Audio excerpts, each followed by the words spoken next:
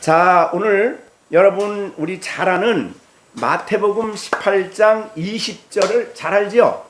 자, 우리가 두세 사람이 내 이름으로 모인 곳에는 나도 그들 중에 있느니라.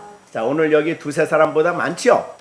자, 우리 승아, 또 그 다음에 시온이, 시준이, 또 시환이, 시령이, 주일학교 학생들만 따져도 5명이에요. 그럼 두세 사람이 모인 곳입니다. 그러니까 어떤 예배당이나 어떤 성전이 아니라 모인 그 자리에 나도 그들 중에 있느니라 그랬습니다. 있다란 말은 현재형이에요. 그리고 현재형으로 있다란 말을 쓸 때는 진리를 말할 때 쓰는 단어입니다. 그러면 현재적으로 이 자리에 누가 계셔요? 예수님이 계시고, 그게 진리고 그게 진실이다. 그래서 굉장히 우리가 예배 드릴 때마다, 그래서 우리 신학자들이 이제 신학을 가리킬 때 그래요. 두세 사람이 예수님의 이름으로 모여 있는 그곳이면 교회다. 그래, 교회가 바로 그것이 교회다. 그렇게 굉장히 배운 기억이 납니다. 두세 사람이 딴 이름 때문에 모인 거 아니죠. 여기 무슨 뭐 놀러 모인 것도 아니고 주 예수 내 이름으로 모인 이곳에, 곳이에요. 곳, 그 장소에. 자, 모세가 시내산에 올라가서 뭘 봤지요? 네, 정시호. 시내산에 모세가 올라가서 뭘 봤어요? 갑자기 불이 떨기나무 가운데 불이 활활 붙었죠. 그런데 그곳에서 하나님이 나타나셨는데, 야, 내가 선 곳은 어떤 곳이라 그랬어요? 거룩하다. 왜? 그가 예배당이 웅장해서 거룩한 게 아닙니다. 무슨 대단한 뭐 화려한 모습을 해서 거기가 거룩한 게 아니에요. 그러니까 모세가 서 있어서 거룩한 것도 아니고 누가 오셨어요? 하나님이 임재하셔서 거룩하다. 그러면 우리가 여기에서 이제 이 기간 동안에 집회를 하고 모임을 갖는 이 자리는 누가 보시고 계실까요? 네. 예수님이 계시고 하나님이 계시고 또 누가 계실까요? 삼일체니까 성령님이 계시고, 그러니까 굉장히 귀한 자리예요. 그래서 야, 베드라, 모세에게 하나님이 거룩하다고 말하고 난 다음에 명령을 했어요. 야, 내 발에서 신을 벗어라! 그랬어요. 왜? 이건 거룩한 땅이니까. 그러니까 하나님이 계셔서 거룩하지 다른 이유가 하나도 없다. 그래서 우리는 이 자리에서 예수의 이름으로 모여서 우리가 시간을 갖고 예수님을 배우고 진리를 배우는 이 시간이 굉장히 중요하다는 것을 기억하고 우리가 하나님 말씀을 배워야 되겠습니다. 성경 말씀은 하나님이 자기 백성에게 찾아오신다. 말씀을 가지고 찾아오셔서 말씀하시는 시간이에요. 그럼 지금 우리가 그 요한복음 2장을 가지고 말씀을 전할 때에 2장을 가지고 우리에게 말씀하시는 분이 누가 말씀하실까요? 누가 말씀하실까요? 예수님이 우리들에게 말씀을 해주시는 거예요. 이거를 통해서 우리가 이 시간에 중요한 교훈을 배워야 되겠습니다. 그래서 오늘 한 시간, 오늘 시간하고 내일, 그래서 이틀에 걸쳐서 요한복음 2장 1절부터 11절까지 내용을 가지고 2번에 걸쳐서 설교를 하려고 합니다. 자, 그러면 이 우선 중요한 것은 이 물이 포도주가 된 이 기적을 요한이 여기에 쓰면서 보통 기적이 아니에요. 무슨 기적이라고 그랬냐면 11절 한번 보세요. 예수께서 이 처음 표적, 그러니까 예수님이 행하신 첫 번째 표적이에요. 굉장히 의미가 있죠. 굉장히 중요한 의미를 담고 있는 거예요. 그러니까 단순히 그냥 물로 포도주, 그게 아니라 그 속에 엄청난 영적인 진리를 담기 위해서 이 서신을, 이 사건을 여기에 기록한 거예요. 그래서 첫 번째 기적입니다. 처음 표적을 갈릴리 가나라는 곳에서 처음 표적을 행하셨다. 그런데 처음 표적을 행하셨는데 다른 것도 할 수 있어요. 뭐 안진뱅이도 일으킬 수 있고 죽은 자를 살릴 수도 있는데 처음 표적은 무슨 표적이요? 물을 포도주로 변한 표적인데 이걸 어디에서 했냐면 잔치집이에요. 그죠? 그래서 여기 보니까 혼인 혼례가 있는 잔치집에서, 그러니까 이 포도주가 굉장히 의미가 심오합니다. 이제 우리가 다 앞으로 배워 나가기로 하고, 자, 이 말씀을 우리가 대할 때에 첫 번째 대하는 말이 자, 여기 뭐라고 그랬어요? 예수께서 사흘째. 자, 여기에 예수께서 사흘째 되는 날, 그런 말 했어요. 사흘째 되는 날. 이게 언제부터 따져서 사흘째인가? 주석에 보면은 한 대여섯가지가 나와요. 근데 누구도 정확하게 이거다라고 말을 하지를 못해요. 그럼 이제 설교자가 기도하는 가운데 이제 설교자가 이 말씀을 이제 여러분들에게 해석을 해줘야 되겠죠. 자, 여러 가지 주석에는 많은 내용들이 있어요. 그런데 지금 제가 왜 사흘째라고 했느냐, 이 말이요. 굉장히 중요한 말이에요, 이 말이. 여러분은 어떻게 생각하세요? 왜 사흘째라고 그랬을까? 이제 여기서 확실하게 배우면 이제 안 잊어버리겠죠. 사흘째. 여러분, 사흘째라는 말이 딱 들릴 때 뭐가 얼른 생각이 나요?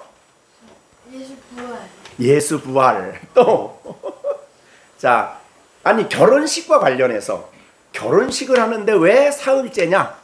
라는 말이에요. 자, 유대인은 이 첫째 날, 둘째 날, 셋째 날 이렇게 해서 여섯째 날하고 일곱째 날이 무슨 날이에요? 안식일이죠. 그런데 이 여섯째 날 천지를 창조하셨어요. 그러니까 여기에 사흘째 되는 날은 우리들을 창세기로 인도하는 말씀이에요. 창세기로. 자, 창세기 1장에 보면 이 창세기 1장에 며칠 동안 창조하셨어요? 첫째, 둘째, 6일 동안 창조하시고 이래 되는 날은 안식하셨죠. 그런데 첫 번째 날 빛을 창조하시고 하나님이 딱 창조하신 빛을 보니까 어땠어요? 보시기에 굉장히 좋으셨어요. 왜? 하나님이 계획하신 대로 그런 빛이 만들어졌기 때문에. 그래서 둘째 날은 없어요. 자, 셋째 날 있어요. 넷째 날, 다섯, 여섯째 날 다 있는데 여섯째 날에는 이제 심히 좋았다 그랬고 사람을 만들어서. 그런데 하나님 보시기에 좋았다는 말이 여섯째 날 중에서 2번 나오는 날이 있어요. 언제까요? 그게 그렇지. 하나님 보시기에 좋았다는 말이 셋째 날에 나와요. 그래서 유대인들은 결혼시키려면 길일에 해야 될 거 아니에요. 제일 좋은 날, 제일 복을 받을 날. 그래서 우리나라는 결혼하려면 점을 쳐가지고 뭐 이렇게 해가지고 날짜를 잡지만은 유대인들은 무조건 결혼하려면 몇째 날 해야 될까요? 셋째 날 해요. 지금도 그래요. 왜? 하나님이 복을 가장 보시기에 좋았다는 그것이 2번이나 됐으니까. 그러니까 모든 날 중에서 제일 좋은 날이에요. 그래서 우리로 하여금 이 셋째 날이라는 의미는 이스라엘 백성이 결혼하는 날이에요. 이 날은. 예, 결혼하는 날인데, 자, 유대인들은 날짜를 셀 때에 아침부터 날짜 세나요? 저녁부터 세나요? 저녁부터 창세기 1장에 보면. 그래서 지금도 가시면 유대인들은 결혼을 저녁에 시작을 합니다. 지금도. 그런데 며칠 날? 셋째 날 하십니다. 예, 그렇게 보면은 이 결혼식에 대한 이 말씀을 여기에 말할 때에 굉장히 중요한 의미를 담고 있다. 단순히 그냥 한 예수님이 많은 이적 중에 하나다가 아닙니다. 자, 그런데 예수님이 1장에서 무슨 내용을 했냐면 요한복음 1장에서는 처음으로 복음을 전하면서 제자들을 불렀어. 자, 누가 불렀나 보세요. 요한복음 1장에 보면 처음으로 두 제자 부릅니다. 누구냐면 요한과 사도 요한과 안드레예요. 본래 이 사람은 사도 세례 요한의 제자인데, 야 보라 하나님의 어린 양이다 그랬더니 예수님에 따라가서 예수님을 만나가지고 하루 간절히 예수님과 이야기를 하고 대화를 하고 탁 깨달은 게 뭐냐면 우리가 메시아를 만났다. 이게 요한복음에 메시아를 만났다는 이 안드레의 고백은 사실은 우리가 그들의 감정을 다 사실은 느끼기가 어려워요. 왜냐하면 유대인들은 아브라함 이후로 2000년 동안 뭘 기다렸어요? 그리스도 메시아를 기다렸거든요. 그래서 메시아가 오면 하나님의 나라가 이루어지고 유대인을 중심으로 한 그 나라를 이룰 것에 대한 그런 마음이 있었기 때문에 그들에게 최고로 기다림을 갖는 것이 바로 메시아입니다.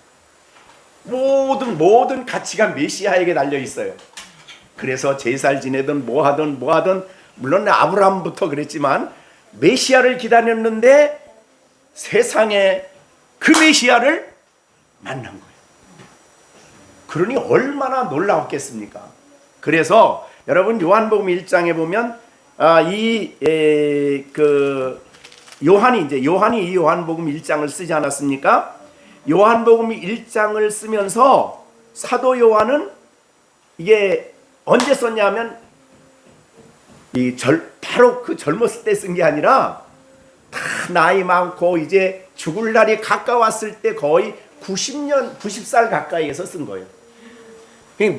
이제 거의 이제 자기가 하나님의 부르심을 받을 날이 가까이 왔다 생각하고 다른 복음서가 다 쓰여졌어요.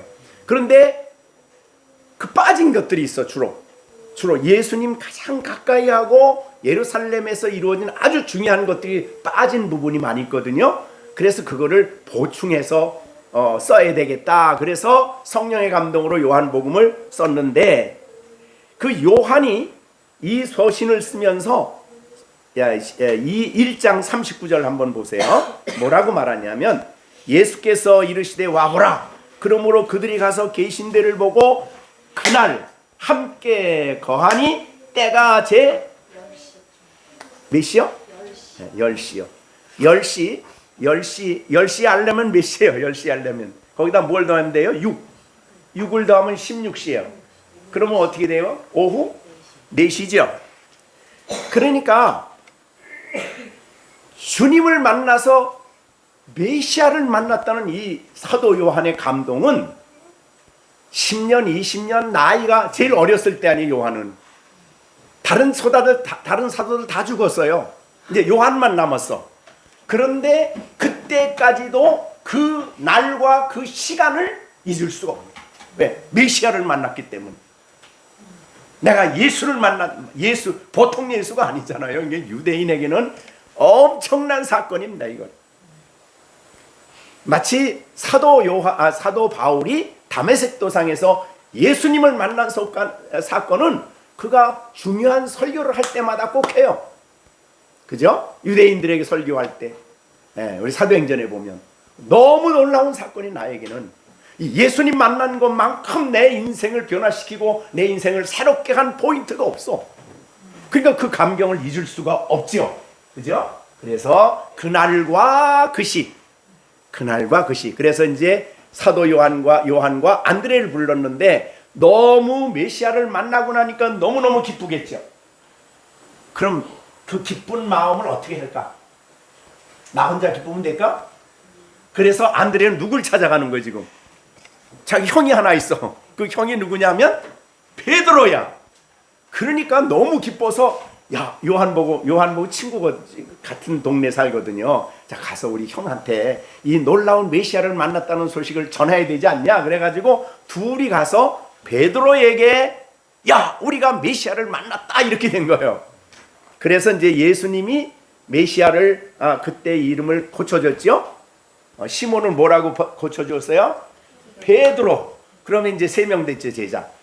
조금 이제 갈릴리로 가시다가 43절에 보면 이제는 예수님이 직접 찾아가요. 누굴 찾아가냐면 빌립입니다. 여기 빌립은 빌립 집사 빌립이 아니에요. 사도 빌립입니다. 이 사람을 직접 찾아가요. 직접 찾아가서 빌립을 보시고 빌립을 만나셨어요. 그러니까 사도 요한 누구죠? 그 요한과 안드레는 누가 전도했냐면 세례 요한이 전도한 거예요. 자기 제자를 예수님께 줬으니까. 예, 그 다음에 베드로는 자기 친척인 안드레가 전도한 거예요. 빌립은 누가 하냐면 예수님이 직접 찾아가셨어요. 예, 사도 중에 직접 가서 부르셨어요. 마태를 직접 부른 거와 비슷해요. 그래가지고 나를 따르라 그렇게 얘기를 하셨어요. 그럼 몇 명이 됐습니까? 이제 4명이 됐죠. 그러고 나니까 빌립은 메시아를 만나고 나니까 또 너무 감동이 돼. 그래서 자기 친구를 가만둘 수가 없어. 그 친구가 누구냐면 나다나엘이야. 자, 그래서 이제 5명이 됐습니다. 나다나엘도 처음에 예수님이 가서 예수님에 대한 얘기를 합니다. 빌립이 안드레와 베드로와 함께 사는 이 같은 동네 사는 사람이에요. 그랬더니 빌립이 나다나에게 이르되 모세 율법에 기록한 여러 선지자가 기록한 그 일을 우리가 만났다. 이건 메시아에 대한 얘기예요. 구약적으로 보면 선지자들이 말했던 그분을, 그 메시아를 우리가 만났다. 그런데 나사렛 예수라.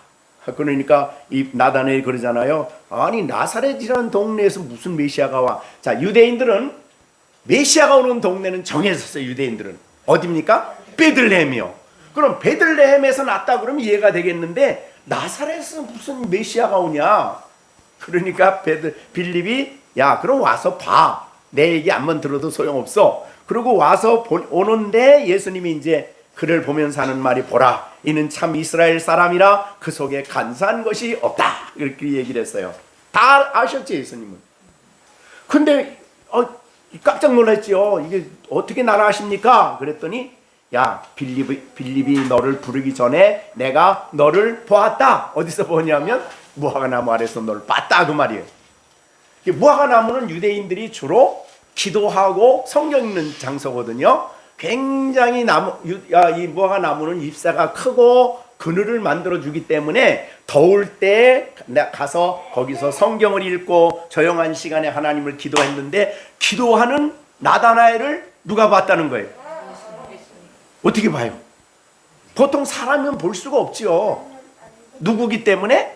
예수님은 하나님이기 때문에 이미 너를 봤다 그랬더니 자, 뭐라고 나다나엘이 고백하나 보세요. 49절 나다나엘이 대답하되 랍비여 당신은 하나님의 아들이고 그 다음에 이스라엘의 그렇죠. 메시아에 대한 설명이에요.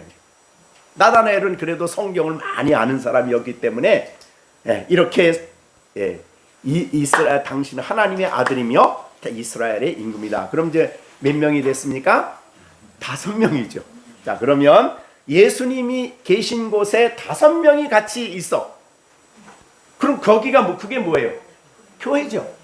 그래서 교회의 특성을 설명하기 위해서 2장에 이 가나의 혼인잔치를 통해서 교회가 도대체 뭐냐? 가장 중요한 핵심적인 내용을 설명하시기 위해서 가나의 혼인잔치를 여기에 사도 요한이 성령의 감동으로 기록해 놓은 것입니다. 그러니까 이 혼인잔치는 교회를 설명하는 아주 중요한 내용이 되는 거예요. 자, 여러분 성경을 읽다가 예수님이 교회를 설명하거나 교회를 설명할 때에 결혼을 비유로 해서 교회를 설명할 때가 많아요. 성경 읽어보면. 여러분 혹시 아시는 거 있습니까? 대표적으로 예수님은 영적으로 뭐예요? 우리의 신랑이고 그 다음에 교회는 영적으로 예수님의 신부. 신랑이 있으면 신부가 있어야지. 그렇게 되는 거예요. 자, 그렇게 그 외에도 예수님의 비유나 복음서에 보거나 구약에 보거나 이 결혼을 가지고 예수님의 교회와 주님과의 관계를 설명할 때가 굉장히 많습니다. 그러면 그런 것을 보면서 그러면 어디에 아까 말한 대로 사흘 되던 날 우리는 창세기로 가면 처음 결혼한 가정 처음 결혼한 가정을 만날 수 있죠. 자, 에덴 동산에서 처음 결혼한 가정은 누구예요? 아담과 또 하와겠죠. 네, 아담과 하와의 가정을 이루는데, 자, 처음으로 아담을 만드시고 그 다음에 갈비뼈를 빼서 하와를 만드신 다음에 하나님이 하와를 누구에게 데리고 와요?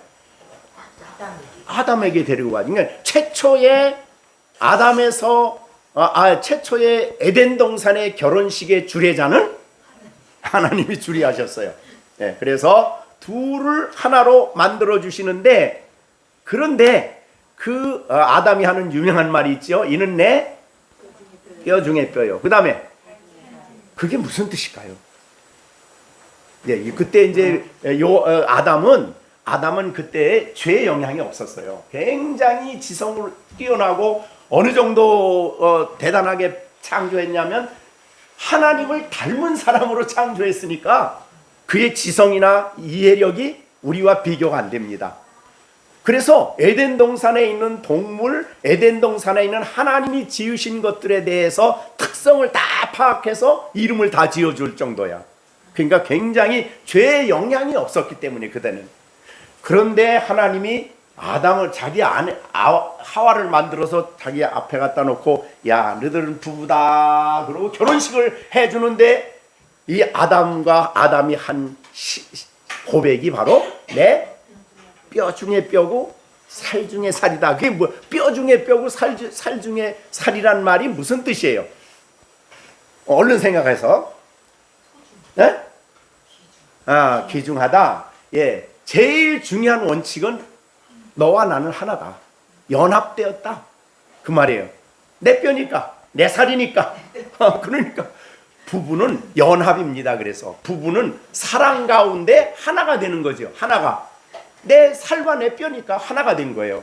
그래서 가정의 가장 중요한 원칙은 하나됨입니다.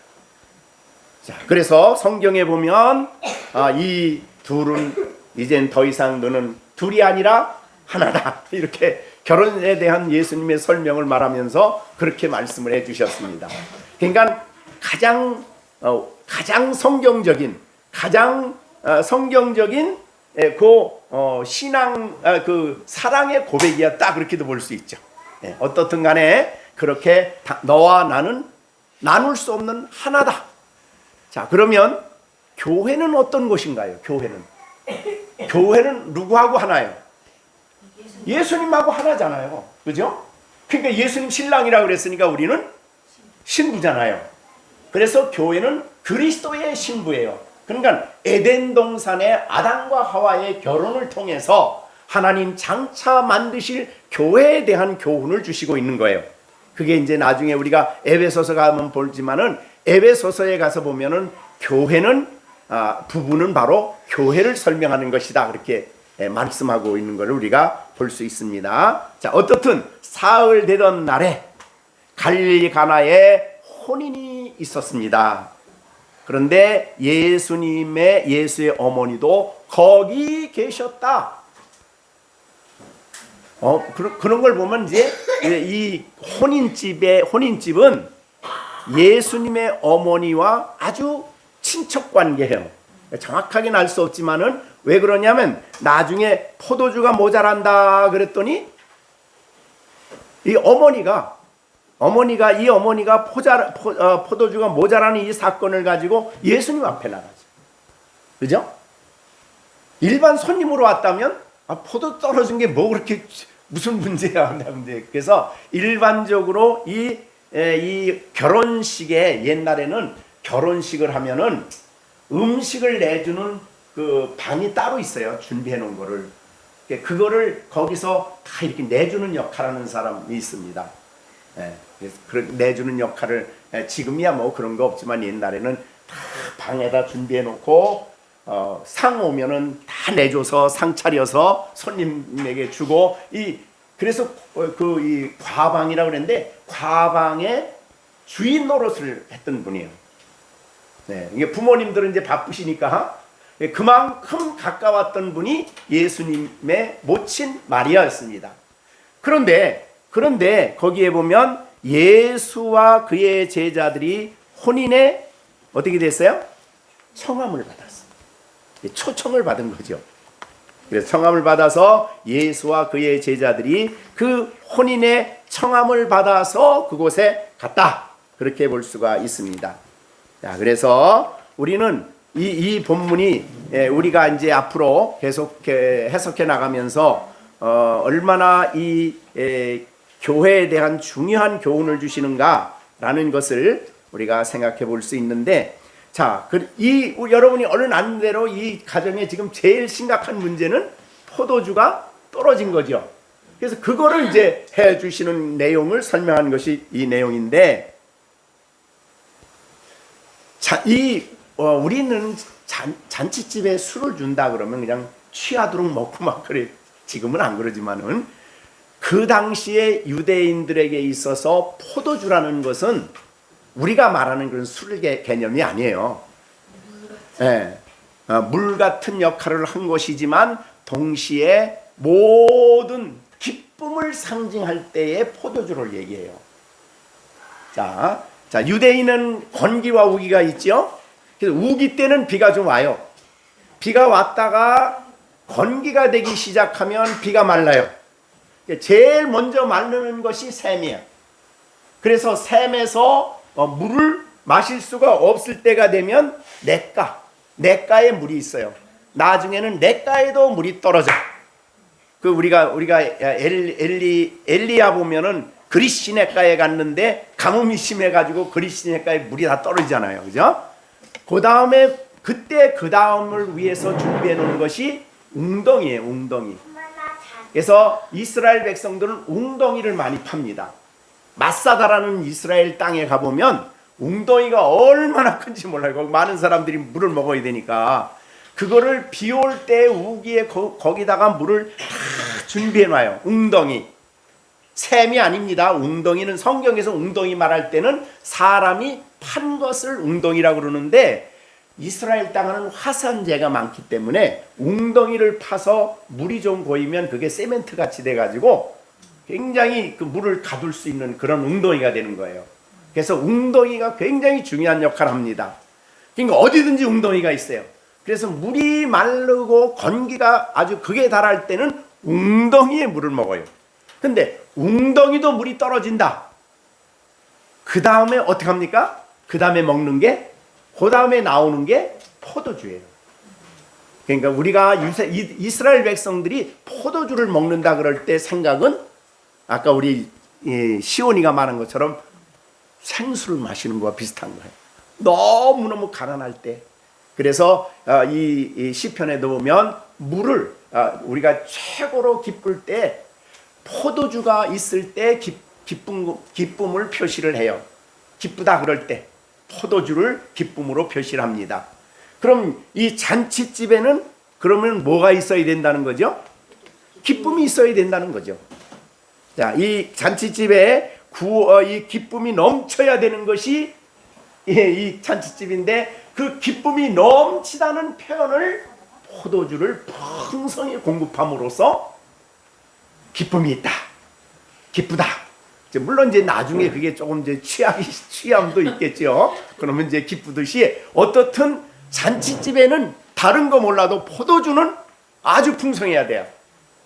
왜냐하면 기쁨이 넘치는 곳이 잔치집이니까. 그래서 자, 우리 이제 한번 우리 시준이부터 얘기해 볼까? 잔치집에는 뭐 때문에 기쁠까요? 뭐가 있어서? 아니, 일반 잔치집에 가면은 기쁘죠? 초상집에 가면은 기쁘지 않잖아요, 그죠? 잔치집에 가는 기쁜데 뭐 때문에 기쁜 거예요? 잔치집에 가면 행복하니까 기쁘고, 또 그 다음에 시령이는 음식이 많아서 기쁘고, 또 시온이는 신랑 신부가 결혼하니까 기쁘지. 이제 우리 시온이도 잘 아름답고 멋있게 커가지고 결혼할 때면 엄마 아빠가 얼마나 기쁘겠어요, 그죠? 가정의 최고 기쁨이야, 그거는. 가정의 기쁨.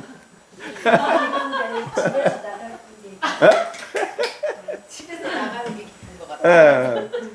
예, 그래서 자녀 그 잔치집에는 모든 걸 보나 언제나 기쁨이 넘치는 곳이에요. 자, 그것이 바로 기쁨이다. 그러면 그렇게 볼 때에 교회의 기쁨은 어떤 기쁨일까? 자, 교회는 하나님의 나라는 대표적인 것이 하나님 교회 안의 성도들은 기쁨이 대표적입니다. 자, 제일 우리가 교회 안에서의 성도의 기쁨이 뭐가 기뻐요? 예? 우리 시준이부터 교회 생활하는데 우리의 기쁨이 뭘까? 뭐 때문에 기쁠까? 예? 하나님 때문에 기쁘고, 그죠? 과거에는 우리가 예수 믿기 전에는 하나님과 아무 상관이 없었으니까 하나님과 떨어져 있고 하나님과 관계없고 원수되었던 우리가 예수님의 피로 화목이 되어서 하나님과 함께 사는 우리가 됐으니까 기쁘고, 왜 하나님이 기쁜 거예요.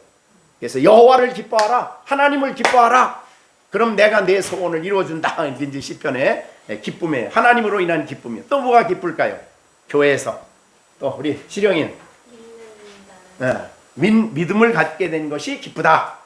그래서 구원받았으니까 예수 그리스도를 믿어 내 죄를 담당하시고, 우리 장마학교에서 배운 대로 내 죄를 담당하시고 십자가에 죽으셔서 내가 죄값을 치러주시고 구원해 주셨으니 예수 믿는 게 기쁘다. 예수 믿었는데 기쁘고, 그 다음에 구원을 받아서 기쁘고, 그죠? 이 믿음을 아무나 갖는 거 아니에요. 하나님 주신 선물이니까. 또 그 다음에 우리 시온이는 뭐가 기뻐요? 교회 생활에 뭐가 그렇게 기쁠까? 에?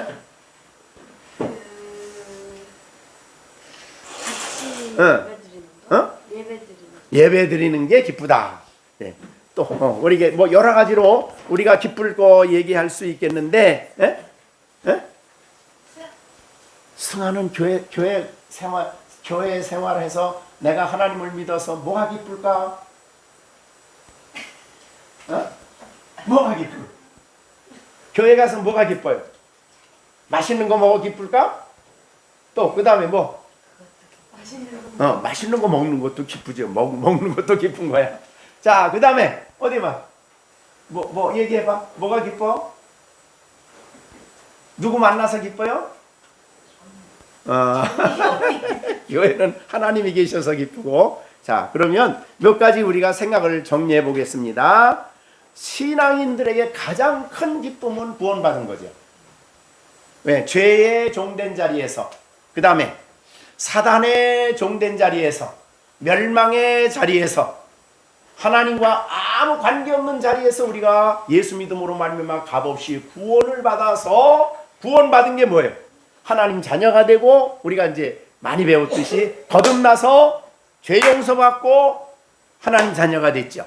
자, 우리가 에베소서 2장에서 우리가 이미 배웠죠. 구원에 대해서 설명하면서 우리가 에베소서 2장 5절이죠. 4절부터 할까요? 자, 우리 긍휼이 풍성하신 하나님이 우리를 사랑하신 그 큰 사랑을 인하여 어떻게 됐어요? 허물로 죽은 우리를 그리스도와 함께 살리셨고, 이게 구원이죠. 자, 그래서 우리가 하나님이 우리를 불쌍히 여기셔서 놀라운 사랑으로 우리가 구원을 받았는데, 예수님이 우리와 함께 살리셨다. 새 생명을 주셨다. 그게 우리가 구원이죠. 네. 물론 이제 구원이 좀 더 넓은 의미로 이제 뭐 성화까지 볼 수 있고 영화롭게 되는 것까지 볼 수 있고 그렇지만은, 자, 이렇게 용서를 받아서 하나님의 자녀된 것이 교회 생활의 기쁨이에요.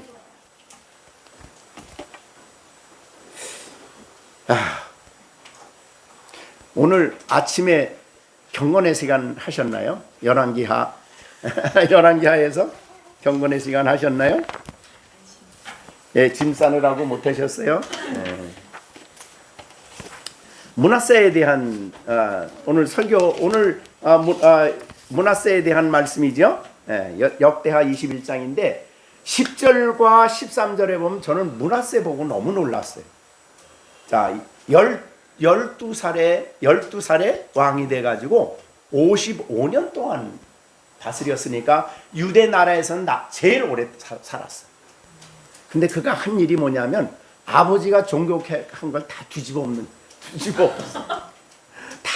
엎은 산당을 다시 세우고 뭐 아세라 목상, 바알신 뭐 그다음에 어떻든 간에 아버지가 한 걸 싹 뒤집어 엎는 게 지가 한 일이야. 55년 동안.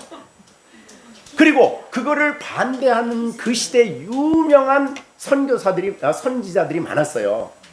근데 거기 보면 므낫세가 예루살렘 시내를 피로 가득하게 했다 그랬어요. 피. 그러니까 그 죽인 사람들이 누구냐면 선지자들이. 얼마나 죽였어요. 그래서 예루살렘에 피가 가득하게 했대. 그리고 그 당시에 자기 아버지 히스기야가 죽을 거를 하나님께 기도해서 살려가지고 그렇게 아수르를 이기게 해주고 그런 기도했던 이사야 있잖아요. 이사야가 그 당시에. 그래서 이사야가 므낫세에게 하나님 말씀으로 너 그렇게 하면 안 된다 그랬을 때 이 므낫세가 히브리서 11장에 나오는 대로 므낫세가 히스기야를 톱으로 켜서 죽였어요. 이사야를 톱질을 했어. 이사야를 잡아다 놓고. 그래서 톱으로 켜서 죽인 사람이 므낫세야. 그거를 내용을 볼 때, 근데 그걸 보는데 그 므낫세가 구원의 계통인 마태복음 1장에 구원받은 사람으로 거기에 기록이 돼 있어. 예수님의 계통이니까. 그거 이상하다. 어떻게 그럴 수 있을까? 여러분, 한두 명도 아니고 선지자들을 그렇게, 선지자, 그것도 하나님 선지자, 더군다나 이사야를 톱을 켜서 죽였다면, 물론 성경에는 톱을 켜 죽였다는 말을 직접적으로 안 했지만은 대개 성경학자들이 므낫세라 그래요. 므낫세가 그렇게 했어. 자, 그 므낫세의 죄악을 보면서 이런 사람도 용서를 받나? 참 희한해요. 어떻게 이것이 예수님의 족보에 히스기야의 아들로 여기에 마태복음 1장에 기록했을까? 그런데요. 그런데 그거까지 했으면은 정말 참 실망했을 텐데 역대하 33장에 보면 10절로 13절에 보면 하나님이 너무 못됐으니까 아수르 왕이 신하들이 와가지고 역대하 33장입니다. 10절부터 13절에 보면 이 므낫세를 포로로 잡아가지고 바벨론으로 보내버렸어요. 쇠사슬에 매어서. 그런데 그 바벨론에 가서 그가 깨달았어. 그리고 막 통곡하고 기도하면서 자기의 죄를 회개하면서 하나님 용서해달라고 막 그랬어요. 그랬더니 하나님이 그 겸손하게 자기를 낮추는 므낫세를 보시고 용서해 주셨어요. 그리고 다시 고국으로 돌아와서 그때부터 이제 자기가 잘못한 걸 다 고치기 시작한 거야. 제가 그걸 보면서 죄 용서는 나 때문에 용서하는 게 아니구나. 예수의 피 때문에 용서를 받는구나. 나는 저런 사람이 어떻게 용서받나 이런 생각을 했는데 하나님은 예수님의 피가 있어서 용서를 해주신 거예요. 다른 게 없어요. 그래서 사실은 우리가 무슨 죄를 짓든지 정말 진실로 용서하고 죄를 자복하고 하나님께로 나올 때에 그래서 용서가 되는구나. 그걸 오늘 깨달았거든요. 용서라는 게 얼마나 감격스러운지 몰라. 때로는 어느 때는 내가 이렇게 이런 거 용서받을 수 있을까? 아니면 저런 사람 용서받을 수 있을까? 뭐 이런 생각을 하는데 용서는 전적으로 예수님의 피의 권세지 피의 법의 피 때문에 용서받는 거지 나 때문이 아니다 라는 것을 오늘 이제 므낫세 사건을 통해서 아침에 너무 그게 은혜가 되더라고요. 사실은 이제 목회자인 나 자신도 알고 보면 하나님의 교회를 책임진 목회자로서 교회를 위해서 내가 잘못된 거는 이건 영혼들에게 잘못한 것인데 이런 여러 가지 생각하면 사실 짐이 돼요. 용서가 될까? 그런 생각을 했는데 오늘 그게 싹 처리가 됐습니다. 아침에 오늘 경건의 시간에 주님이 오셔서 그래, 너의 선함을 보고 나 용서한 거 아니다. 내 아들의 피 때문에 나는 그것만 본다. 나는 그것만 본다. 이게 너무 확실하게 들어오는 거예요. 오늘 아침에 너무 감격스럽고 은혜가 돼. 이게 사실은 그게 보여준 게 사실 유월절 양이거든요. 자, 이스라엘 백성이 애굽에서 나오는 날 양을 잡아가지고 어디다 바르라고 그랬어요? 문에? 문설주. 여기 인방. 그다 양쪽에 문설주 인방. 왜 문턱에는 왜 안 발라요? 양을 잡을 때 문지방에서 잡아요.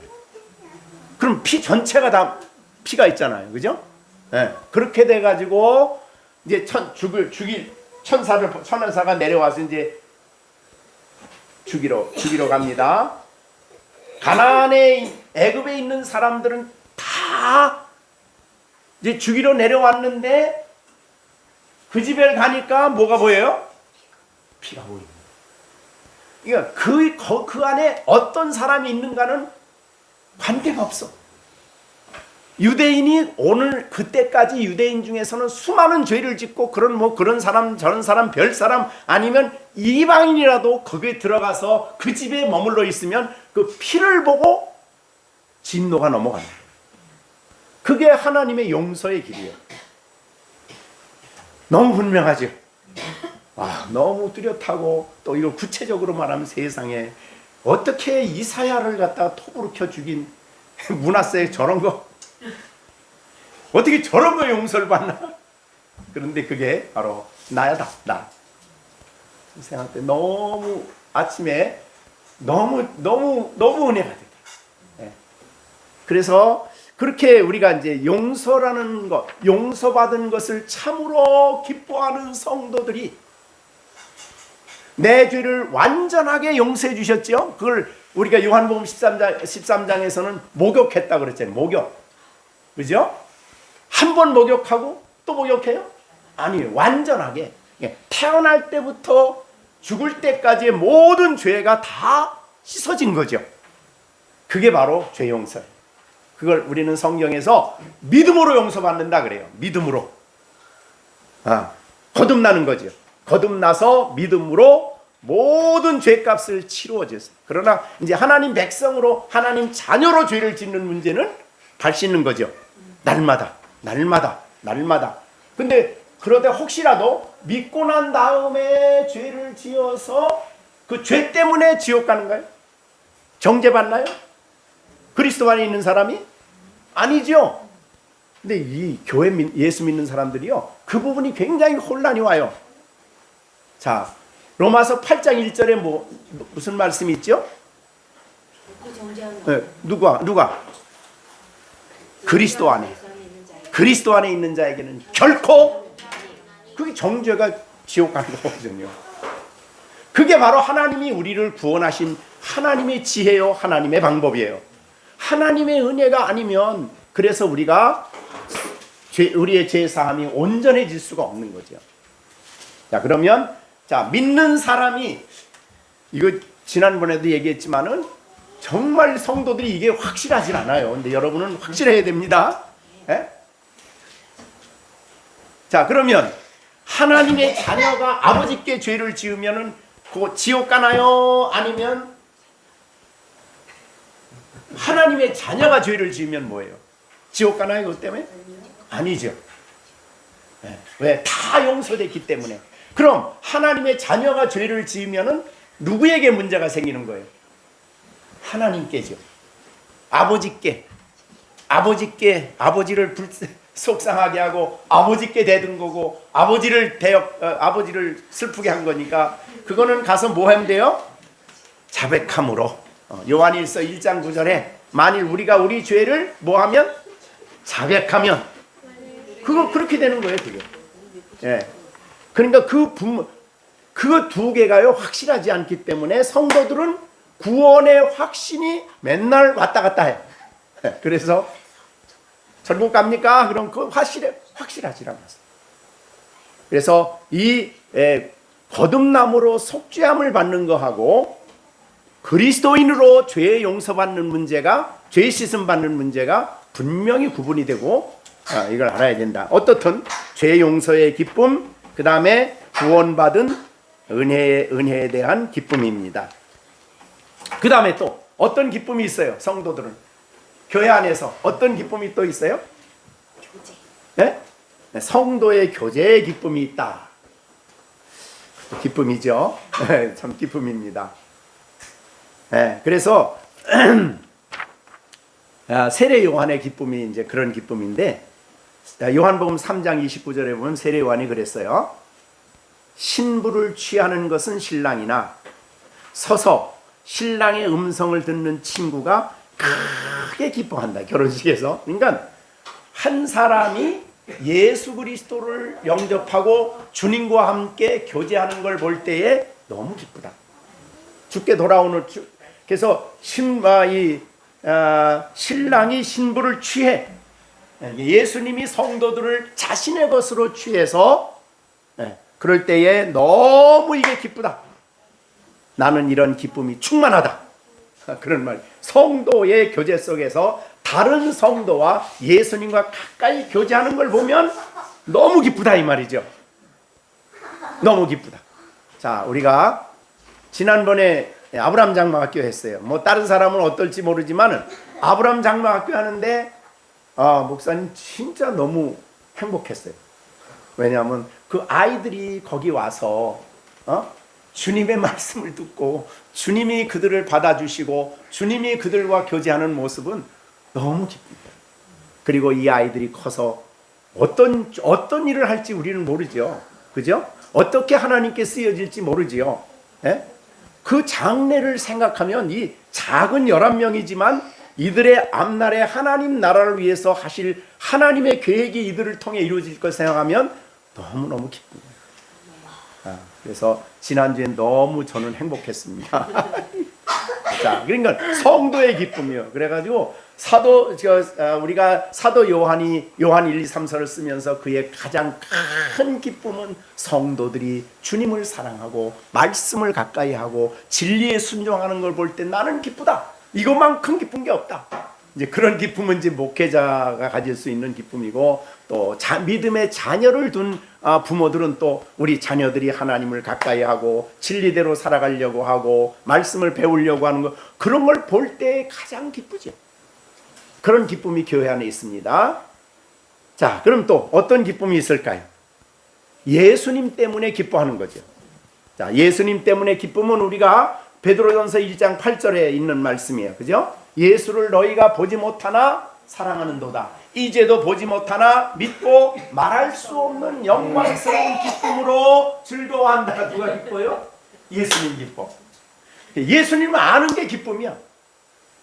성경은 누굴 보여주는 것 책이에요. 성경은 예수님을 설명해 주잖아요. 예수님 안에서 하나님을 보여주고 예수님 안에서 하나님이 어떤 일을 하셨는지를 보여주고, 어떻든 예수님을 아는 것, 예수님을 깨닫는 것, 예수님 안에 있는 진리가 늘 마음의 기쁨이에요.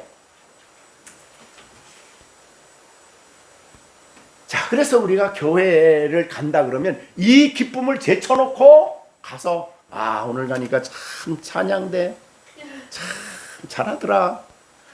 오늘 가니까 그 대표 기도하던 장로님 참 기도 잘하더라. 그게 평가의 기준이야. 예? 그 다음에 뭐 가니까 목사님 오늘 설교 어쩌더라. 그게 기쁨, 그게 교회 가는 이유야. 그게 교회 가는 이유. 아니죠. 정말 말씀을 통해 자신을 알리시는 예수님을 기뻐하는 기쁨. 그런데 이 기쁨은 말로 할 수 없는, 표현이 안 되는 영광스러운 기쁨. 하나님이 우리의 성령이 사실은 주셔야 되는 거죠. 그죠?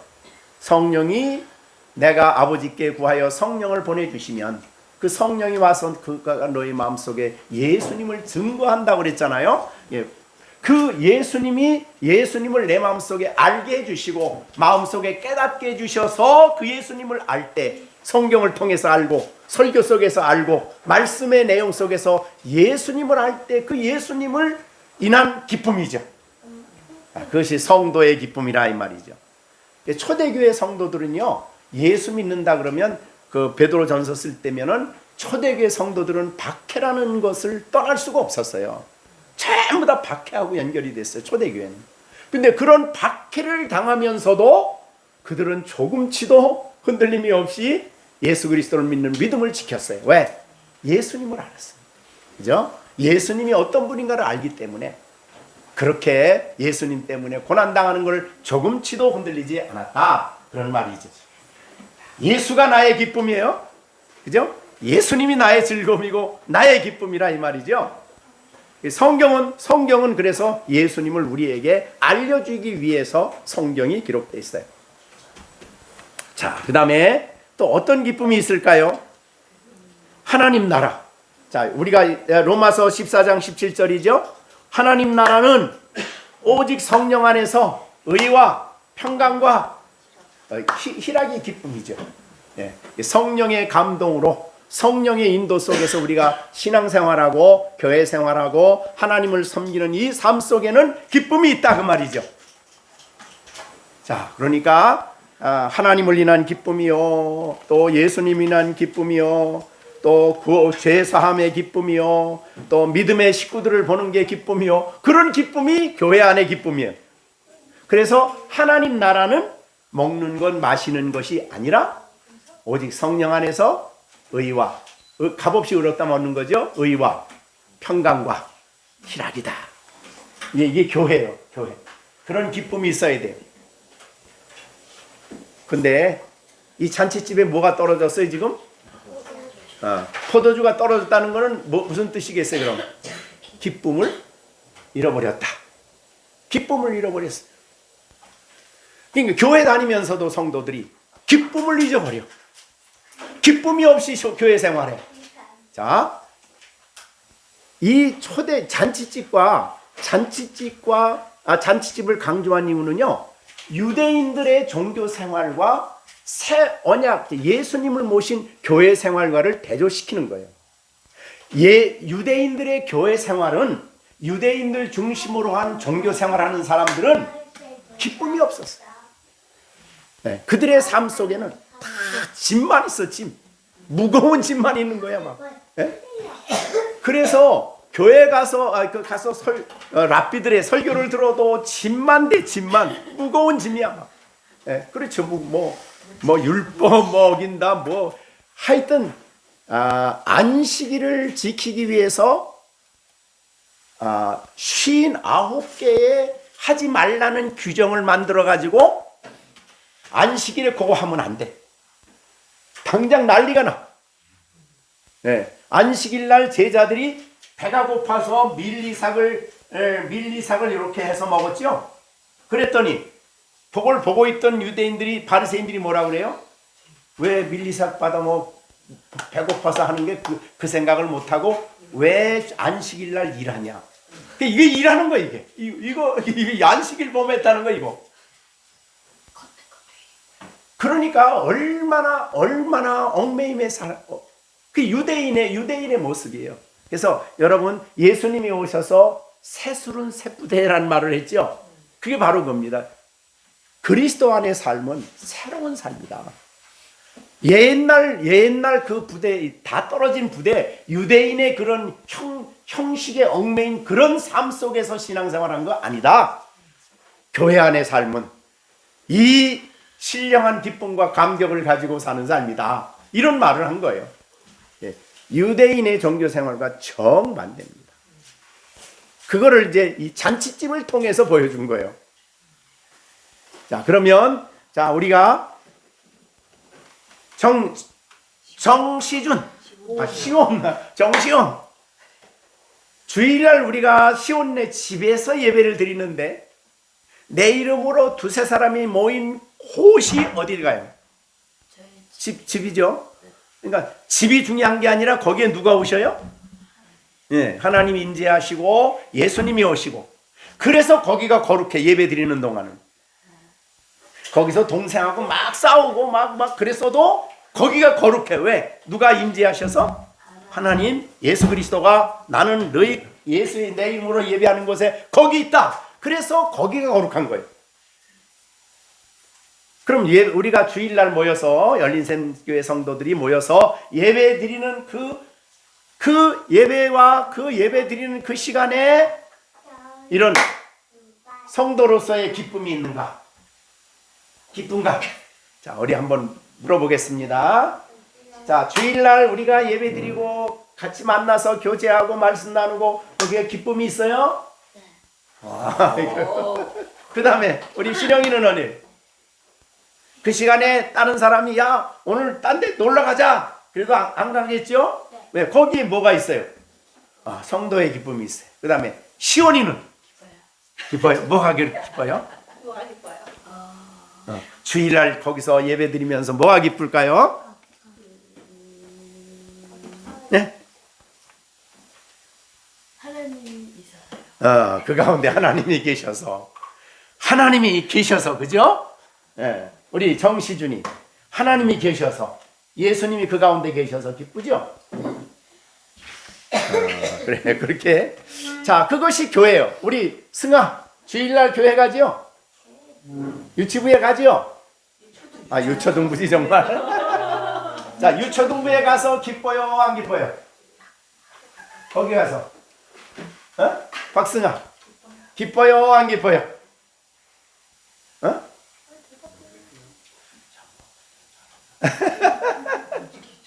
자 그렇게 우리가 교회 생활은 성도들이 사실은 세상이 가질 수 없는 그런 영적 기쁨을 가지고 교회 생활하는 것이고 단순히 모였을 때만이 아니라 실제로 우리 가운데 그런 기쁨이 있는 것이 교회니까. 자 믿는 사람이 정시온 믿는 사람이 교회입니까? 건물이 교회입니까? 정시준이도 자 믿는 사람이 교회입니까? 아니면 예배당이 교회입니까? 믿는 사람이죠. 그래서 우리가 건물을 말하면 안 돼요. 사실 초대교회에 건물이 있었어요, 없었어요? 초대교회 성경이 쓰여질 초대교회는 건물이 없었어요. AD 313년에 콘스탄틴 황제가 기독교를 공인하고 그 다음에 황제의 부인이 성전을 지어서 내가 하나님께 헌신한다 이것부터 시작이 된 거예요. 그래가지고 건물을 지어서 성전이라고 그러고 이제 하나님께 드린다고 거기 가면 성전이라 그러는데 성전은 건물이 아니죠. 건물이 아니라 믿는 사람들이 성전이에요. 왜? 우리 안에는 누가 계셔요? 하나님이 계시죠. 그래서 너희 몸은 너희가 하나님께로부터 받은 바 성령이 거하는 전인 줄을 알지 못하느냐? 너희는 성령의 전이지. 우리가 모인데 하나님이 임재하기 때문에 거기가 성전이죠. 그를 우리가 알면은 여호와 하나님을 인하여 기뻐하고 감격해야 되는데 다른 데서 좀 기분 나쁘다고 이런저런 이유 때문에 교회에 오는 게 기쁨이 아니고 억지로 가고 또 안 가면 한번 뒤지움 맞을 것 같아서 가고 뭐 해서 가고 그런 것들은 얼마나 교회의 근본적인 원칙을 근본적인 모습을 잃어버린 거다 그렇게 볼 수 있죠. 우리가 날마다 우리 모두는 교회의 가장 중요한 예수 그리스도가 교회 안에 계시고 그리고 나는 그 예배 속에 임재하신 하나님의 임하심 그 자리가 영광스러운 거죠. 그래서 시내산에 모세가 올라갔을 때에 40일 40야를 아무것도 안 먹고도 거기서 있었죠. 하나님 말씀 받으면서. 그래서 하나님 말씀을 듣고 하나님의 음성을 듣고 내려오는데 백성들이 보니까 얼굴에 뭐가 났어요? 뭐 광채가 났어요. 성경에 보니까 왜 얼굴이 그렇게 빛났냐 그랬더니 하나님과 말씀하였음을 인하여 그 얼굴에 광채가 났어요. 왜? 말씀이 뭐니까? 그 말씀이 그에게 위로가 됐고 그 위대한 말씀을 듣고 나니 기쁨이 넘친 거죠. 그러니까 광채가 났다는 것은 마음에 기쁨이 가득해서 하나님을 모시고 만난 기쁨이 너무너무 감격스러워서 그게 이제 얼굴로 표출이 됐어. 우리가 그러니까 하나님을 만난다는 그런 의식, 주님을 만난다는 그런 마음이 실제하게 될 때 우리가 예배 시간에 와서 하나님을 만나는 그 마음이, 그런 기쁨이 우리에게 있어야 된다 그 말이죠. 예, 그것이 굉장히 중요함을 우리에게 알려주었습니다. 잔치집의 주인은 누구셔요? 주인은 하나님. 그 다음에 신랑은 누구예요? 예수. 네가 신랑이면 큰일 나지. 그 다음에 모든 믿는 사람들은 예수님의 신부죠. 그럼 신랑과 신부는 하나죠. 한 몸이에요. 그래서 예수님과 교회는 그런 의미에서 하나예요. 자, 그런데 예수님이 말씀한 대로 우리가 부부 사이에, 그러니까 신랑과 신부 사이에 가장 중요한 덕성이 있다면 뭐예요? 사랑이죠. 네.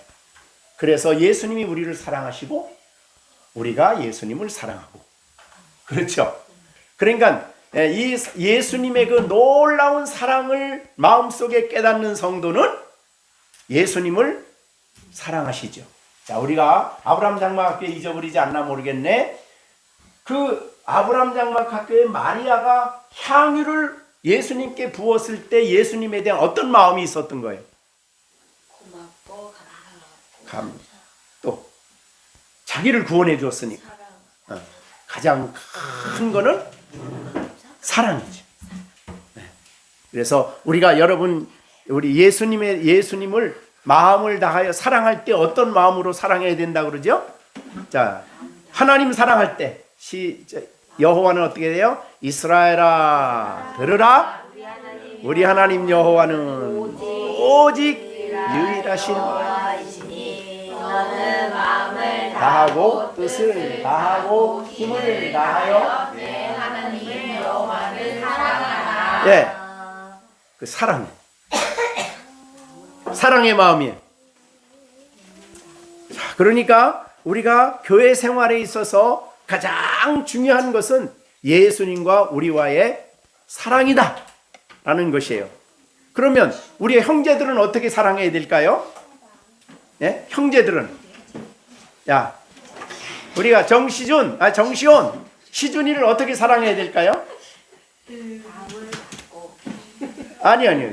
저기 그 세계명이 뭐예요? 세계명이 요한복음 10, 예? 내가 세계명을 주는, 어떻게 사랑해요?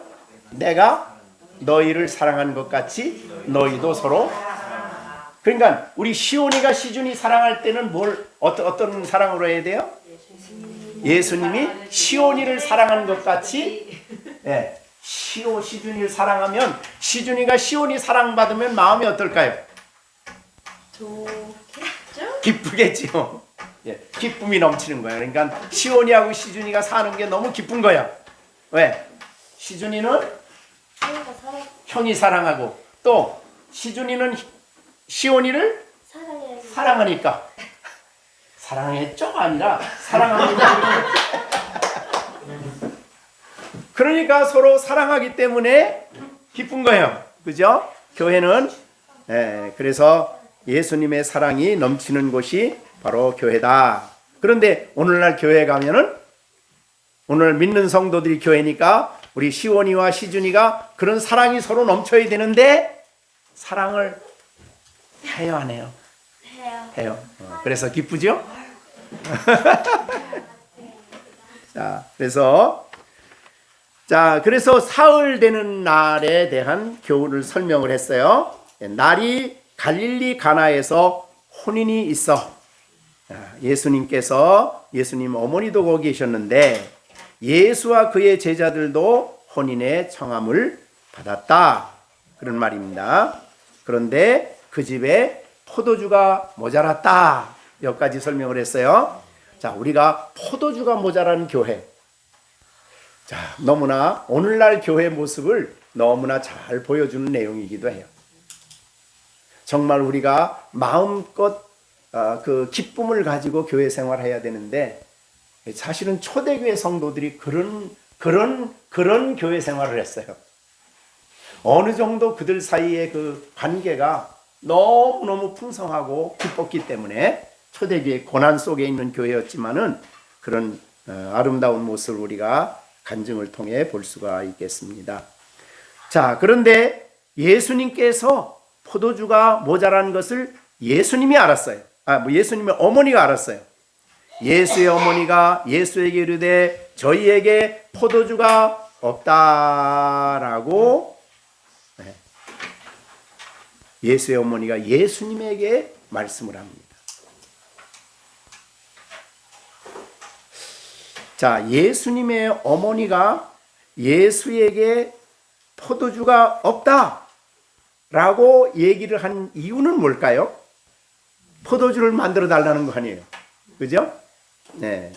그러니까 어머니는 어느 정도 예수님의 능력과 역사를 이미 알고 있었기 때문에, 그죠? 이 포도주가 부족한 것을 해결할 수 있는 것은 예수님밖에 없다는 것을 알았기 때문에 그 집에 있는 이 포도주가 모자란 이 부분에 대해서 예수님에게 없다고 얘기를 합니다. 없다고 하는 이유는 어떤 그 말은 그렇게 했지만 그 속마음은 어땠을까요? 어떤 마음을 가지고 이 말을 했을까요? 네, 포도주를 좀 이 문제를 해결해 주십시오. 해결해 달라. 이런 의미가 되겠죠. 네, 그렇게. 그러니까 이 세상의 오늘날 교회에 일어나는 수많은 모든 문제에 대한 이 기쁨을 잃어버린 교회에 대한 해결책은 예수님에게 있어요. 예수님으로부터 해결을 받아야 돼요. 예수님과 바른 관계가 회복이 되고 예수님이 우리 가운데 역사하고 예수님이 내 안에 역사하고 예수님이 내 안에 일할 때에 이 문제가 해결이 된다. 그렇게 볼 수 있죠. 자, 예수께서 가라사대 여자여 나와 무슨 상관이 있나이까 내 때가 아직 이르지 못하였나이다. 이것도 얼른 보면은 여러분 예수님이 자기 어머니가 이 포도주 모자란다 그렇게 얘기하니까 여자라고 표현을 했어요. 근데 이게 이렇게 무시하는 단어는 아닙니다. 이 여자라는 이 표현이 무시하는 단어는 아니지만은 일단 어머니인데 거기서 그를 여자로 표현을 해줬어요. 참 예수님은 지금 하나의 아들로서 일하시는 분이 아니죠. 지금 하나님의 아들로서 공생애를 하시는 분이죠. 지금 복음을 전하며 하나님의 아들로서 그 영광의 복음을 전하고 영혼들을 살리는 이 공생, 지금 창조주 하나님의 아들로서 지금 일하고 계신 거거든요. 그런데 와서 마치 자기 아들에게 얘기하듯이 얘기를 한 거예요. 그러니까 예수님은 의도적으로 어머니란 말을 안 쓰고 여자여란 말을 썼어요. 그 이후로도 마찬가지죠. 예수님이 그 십자가에서 자기 어머니를 요한에게 부탁을 하면서 여자여 당신의 아들입니다. 이렇게 표현을 해요. 그래서 이것은 예수님의 신적인 아들로서 하나님의 아들로서 그 앞에서는 그분도 한 사람의 영혼일 수밖에 없고 어머니지만은 한 사람의 여자일 수밖에 없는 이런 차원으로 우리가 생각을 해야 되겠습니다. 그래서 사실은 캐톨릭에서 보면 엄청나게 무리한 일이죠. 그렇죠? 캐톨릭에서는 마리아를 하나님의 부인으로 생각을 하니까 그래서 굉장히 이제 논란이 많은 내용이 여기에 있습니다. 그러나 어머니 예수님이 이렇게 말씀해 준 게 우리에게는 얼마나 다행인지 모르죠. 만약에 여기서 예수님께서 어머니요 그랬더라면 캐톨릭 사람들이 엄청 좋아할 텐데, 그것은 예수님의 신성의 위대함이 약화되는 것이지. 예수님은 사람이시면서 이 땅에 오실 때는 사람으로 오셨지만 여전히 사람으로 오실 때도 여전히 그분은 누구예요? 하나님이시죠. 하나님이십니다. 참 그게 굉장히 어려운 문제인데, 자, 예수님이 아기로 어디서 예수님은 어디 탄생하셨죠?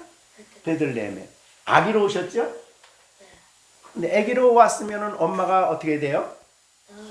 돌봐야 되고, 그 다음에 젖도 먹여야 되고, 똥 싸면 똥도 치워야 되고, 뭐 다 해야 되죠. 똑같아. 어린아이가 똑같아. 근데 그분이 하나님이에요.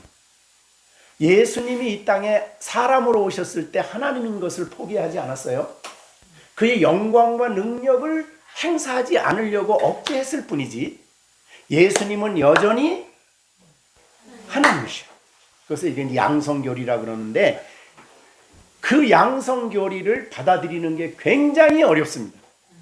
왜냐하면 하늘과 땅을 창조하신 무한하신 하나님이에요. 그분이 이렇게 똥을 싸고 젖을 먹여야 되고 그런 사람이 되었어요. 그러니까 이거는 인간의 이론으로는 도무지 생각할 수 없는 그런 진리죠. 그래서 이걸 양성교리라 그러는데, 우리가 이것을 받아들일 수 있다는 것은 성령이 그 마음에 역사하지 않으면 못하는 거예요. 그래서 요한복음에서 제일 강조하는 것은 예수님이 누구임을 보여주고 싶은 거예요? 하나님의 아들이심을 보여주고 싶은 거예요. 자, 우리가 요한복음 맨 끝에 가서 20장을 한번 보세요. 요한복음을 쓴 목적입니다. 31절. 요한복음 20장 31절. 자, 우리 같이 한번 읽어볼까요? 오직 이것은 이제 요한복음입니다. 이것을 내가 기록함은 너희로 예수께서 하나님의 아들 그리스도이심을 믿게 하려 함이요, 또 너희로 믿고 그 이름을 힘입어 생명을 얻게 하려 함이라. 그러니까 예수님을 하나님의 아들, 이 신이에요, 신. 하나님의 아들로 믿어야만 올바로 믿는 거죠. 예수님을 하나님의 아들로 믿지 않으면 예수님을 잘못 믿는 거죠. 자, 그런데 정시원, 예수님은 사람으로 오셨죠? 근데 사람으로 오시기 전에 어디 계셨어요? 창조자 하나님이시죠. 그래서 요한복음 1장 1절이 뭐예요? 태초에 말씀이 계시니라. 이 말씀이 하나님과 함께 계셨으니 이 말씀은 곧 예수님이 하나님이시죠. 그러니까 우리는 그 양성교리를, 요한복음 전체가 예수님이 인간의 몸을 입고 육신을 가지고 오셨지만 하나님이다. 근데 이 세상에 존재하는 사람 중에 하나님이신 분이, 몸을 가진 사람이 하나님이신 분이 있나요, 없나요? 이 세상에서? 있어요, 없어요? 있어요. 누구요? 없어요. 예수님 외에는 아무도 없어요. 아무도 없죠. 그런데 여러분, 모든 이단들을 보면 거의 이단의 교주가 누가 되는 거예요? 하나님 자리에 서는 거죠. 그 다음에 또 우리는 그렇게 생각하면 안 되는데, 내가 하나님이 계셔야 할 자리에 딱 우리 시준이가 올라가 있으면 어떻게 될까요? 시온이가 하나님 계셔야 될 자리. 없죠. 그럴 수가 없죠. 우리 하나님이, 우리에게 있어서 하나님이 유일하신 하나님이죠. 유일하다는 말은 그분 외에는 하나님이 없다는 뜻이에요. 근데 인간은 이 땅에서 끊임없이 그 도전을 하는 거예요. 하나님께 도전하고 자기가 하나님 되려고 하고 자기가 자기 인생의 문제를 자기가 다 처리하려고 하는 그런 이제 죄악을 짓는 거죠. 그런데 예수님은 그렇게 자기를 낮추어 이 땅에 오셨지만 하나님이시다. 그래서 우리는 예배 드릴 때에 성부와 성자와 성령께 찬양을 올리죠. 다 하나님이시기 때문에 가능한 겁니다. 이 세상에 그런 영광을 받아야 될 분이 아무도 없는 거죠. 다만 오늘 여기에 우리가 이제 이 기적을 행하는 물이 포도주가 되는 이 사건은 사실은 우리가 예수님이 신성을 사용하셨다라기보다는 예수님이 이 땅에 메시아로 오셨음을 이제 증거해준 증거인데, 그거는 우리가 사도행전에 보면 이렇게 설교를 합니다. 사도행전에 베드로가 예수님에 대해서 설교를 하면서 10장이죠. 고넬료의 가정에서 이렇게 합니다. 10장 38절에 하나님이 나사렛 예수에게 성령과 능력을 기름 붓듯 하셨음에 그가 두루다니며 선한 일을 행하시고 마귀에게 눌린 모든 사람들을 고치셨으니는 하나님이 함께 하셨습니다. 자, 우리가 그거를 굉장히 구분하기가 어렵지만은 어떻든 하나님의 예수님의 신성을 드러낸 부분이 없다고는 할 수 없어요. 많이 있지만은, 그러나 주로 최대한 억제를 하셨어요. 억제하시고 예수님 안에 부어진 성령의 능력으로 이제 병자를 고치시고 그 여러 가지 일들을 하셨는데, 어떻든 이 요한복음의 가장 중요한 진리는 예수님이 하나님으로 믿는 믿음을 가져야 된다. 그래야 생명을 받게 되는 것이고 참 믿음을 갖게 되는 것이다 라고 설명을 하시고 있습니다. 그래서 이 요한 1, 2, 3서도 요한이 기록했지요. 그래서 요한 1, 2, 3서도 보면 예수님의 하나님 되심을 강조하죠.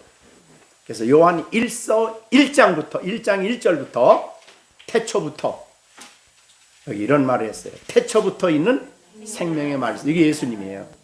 말씀에 관하여는 우리가 그분에게서 들었고 눈으로 직접 봤고 자세히 그분을 보았고 우리 손으로 만졌어요. 예수님, 사도 요한만 이런 말을 할 수 있는 거죠. 같이 있었으니까. 그런 예수님의 하나님 되심을 강조하는 그런 내용을 말씀하고 있습니다.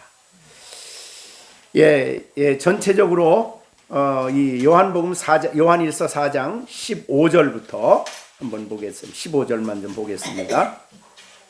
누구든지 예수를 하나님의 아들이라 시인하면 하나님이 그 안에 거하시고 그도 하나님 안에 거하신다. 연합이죠. 자, 그러면 예수를 누구로 시인해야 돼요? 하나님의 아들. 그러면 그 사람 안에 하나님이 거하셔서 그런 믿음을 갖게 하고 그런 고백을 갖게 하는 거예요. 그래서 하나님이 그 안에 거하시고 그도 하나님 안에 거하시기 때문에 예수님을 하나님의 아들로 시인하고 고백하며 살아간다, 그 말이죠. 자, 여기 계신 여러분들은 예수님이 하나님의 아들이심을 시인하는 분들이죠. 믿음으로 시인해요. 그럼 여러분 안에 누가 계셨기 때문에 하나님이 계시고, 여러분들은 하나님 안에 거하시고, 연합이죠. 신비로운 연합입니다. 자, 그러면 우리 이제 여름 성경학교니까 우리 시온이에게 물어볼게요. 정시온, 예수님은 하나님의 아들이시죠? 네. 그 말은 하나님이란 뜻입니다. 네. 하나님의 아들이기 때문에 신성을 가졌다. 하나님이란 그 뜻이에요. 아들이란 말은. 정시온이가 정진우 집사를 닮았다. 그럼 뭘 닮은 거예요? 똑같은 거. 그래, 그러니까 닮았다는 것은 아버지와 같다는 거죠. 아버지와 같다. 그 말을 표현한 거예요. 그러니까 우리가 예수님의 하나님의 아들이다 그러면 하나님의 신성을 표현하는 말이에요. 하나님이 인간을 입고 이 땅에 오셔서 받은 이름이 예수예요. 그죠? 자기 백성을 죄에서 구원할 자 예수. 근데 그분이 바로 하나님이에요. 그래서 하나님의 아들이라 그런 말이에요. 그래서 예수님이 내가 하나님의 아들이다 이런 말을 하니까 유대인들이 신성 모독을 했다고 예수님을 죽이려고 한 거죠. 지가 어떻게 하나님이냐 이 말이죠. 그래서 성경에 하나님의 아들이란 말이 표현될 때는 신성을 강조하는 말입니다. 그래서 예수님은 하나님의 아들이라 시인하면 그 안에 하나님이 정말 시인한 거예요. 자, 오늘 아침에 므낫세 얘기를 했는데, 자, 므낫세는 여호와를 몰랐을까요? 알았어요? 알았는데 그렇게 우상을 막 뒤집다 섬겨요? 자, 섬기기 전에, 바벨론에 갔다 오기 전에 알았을까요? 몰랐을까요? 알았어요. 예, 우리가 한번 역대 한번 찾아보세요. 33장 어떻게 얘기해라? 거기도 굉장히 33장이에요.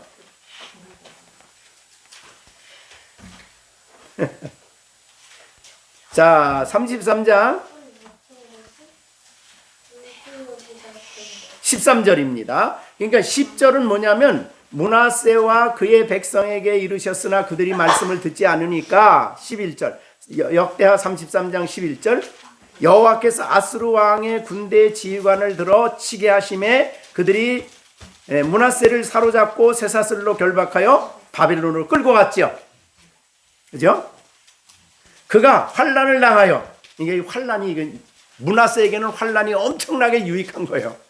그죠? 환난은 우리에게 어려움은 믿음이 없는 사람에게는 재앙이지만 믿는 사람에게는 그거를 통해서 큰 유익을 주시죠. 자, 그래서 고난당하여 그의 하나님 여호와께 간구하고 그 조상들의 하나님 앞에 크게 자기를 낮춘 거죠. 회개한 거예요.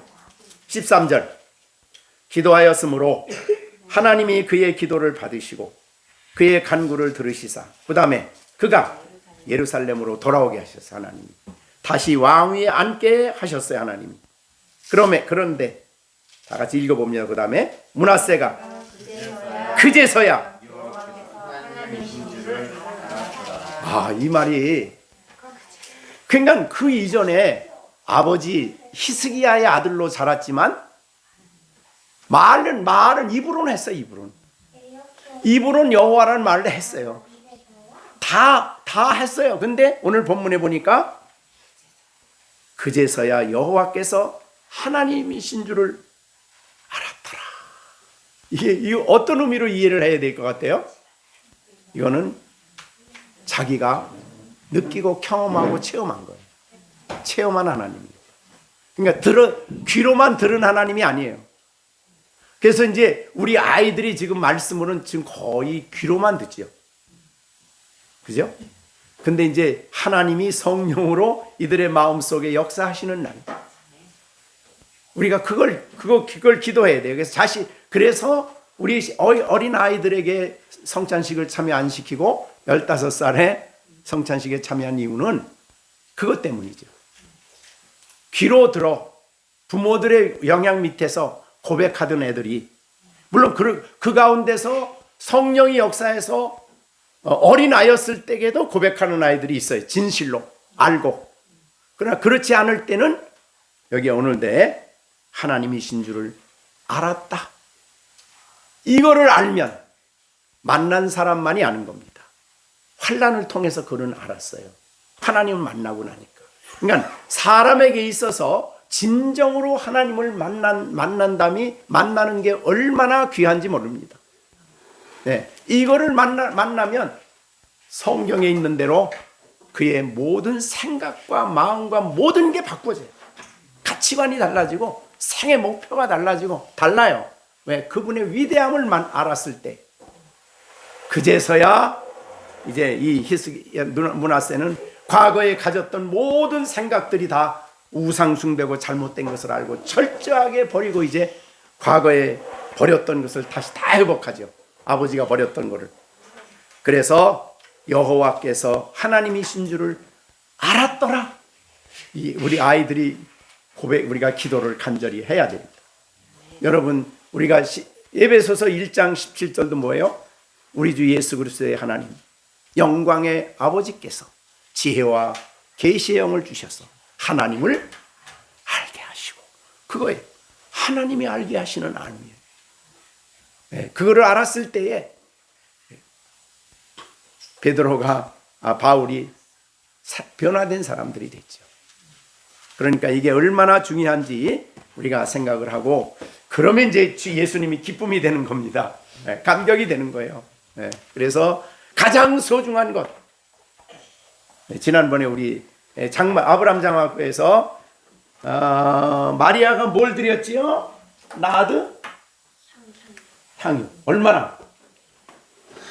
한 근. 그게 어느 정도예요?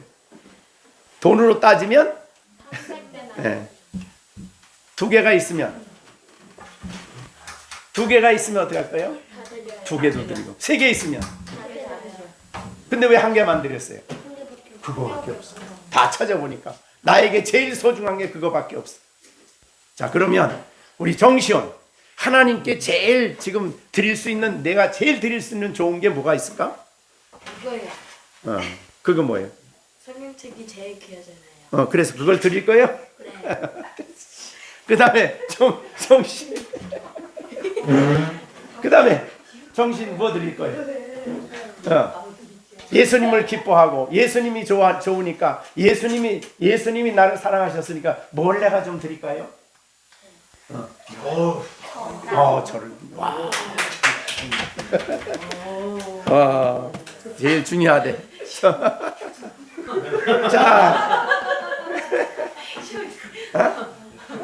그 다음에 또 우리 시령이는 하나님께 뭘 드리겠어요? 다. 있는 거 다. 그 다음에 승아는 뭘 드릴까요? 하나님께, 예수님께 뭘 드릴까요? 다. 시완이는 뭐 하나님께 드릴까요? 다 드린대. 예. 자, 어떻든 우리가 예수님을 만나면 예수님이 나에게 그렇게 소중한 분이 되는 거죠. 나에게 있어서 뭘 드려도 아깝지 않은 놀라운 분으로 내가 그걸 인정하고, 최고의 분으로 내가 그분을 알고 기뻐하는 사람이 된다, 그 말이죠. 그것이 바로 교회 생활의 핵심입니다. 그래서 교회는 내가 몇 년 믿었느냐, 뭐 교회에서 무슨 일 했느냐, 또 무슨 일 했느냐, 뭘 했느냐가 중요한 게 아니에요. 그거 이전에 뭐가 더 중요하냐? 시온, 예수님이 내 기쁨이 되는가? 예수님이 나의 주님이 되시는가? 나의 그렇게 될 만한 분이죠. 그죠? 예, 예수님은 하나님이시고, 우리를 위해서 그렇게 모든 생명까지 다 피까지, 우리를 위해서 피까지 다 쏟아 부어 주셨으니까 그분을 인해서 내가 기뻐하고 감격하고, 그분을 위해서 받은 은혜를 생각하면 무엇도 아깝지 않는 그런 삶을 살아가는 것이 그리스도 안에 살아가는 성도의 모습인데, 그 중에서도 제일 우리가 기뻐하고 감격스러운 것은 우리 안에 누가 계신다고요? 하나님이 계시는 거예요. 주님이 계시는 거예요. 그래서 우리 안에 주님이 계시기 때문에, 주님이 우리 안에 계셔서 우리 마음을 감동시키시고 성령을 통해서 감화시키고 우리 안에 변화시키는 일을 끊임없이 우리 안에서 하시는 거죠. 그러니까 예수님이 내 안에 계신다는 것은 사실은 삼일체 하나님 계신다는 것과도 같고, 이게 얼마나 놀라운 일이에요. 네? 굉장히 정시호는 굉장히 중요한 사람이죠. 굉장히 귀한 사람이죠. 왜? 시온이 안에 누가 계셨어요?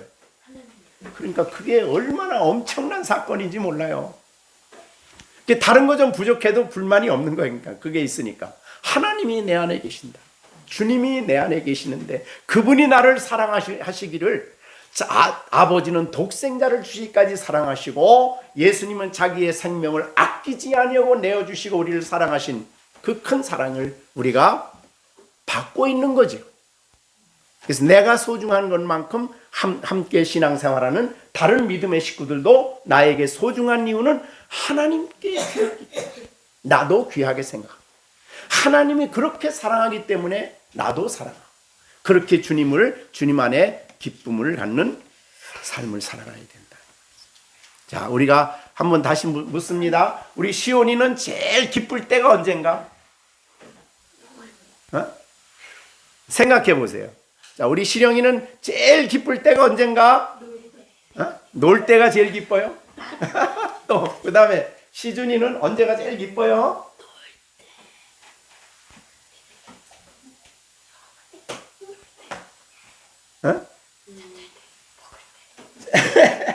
자, 승아는 언제가 제일 기뻐요? 자,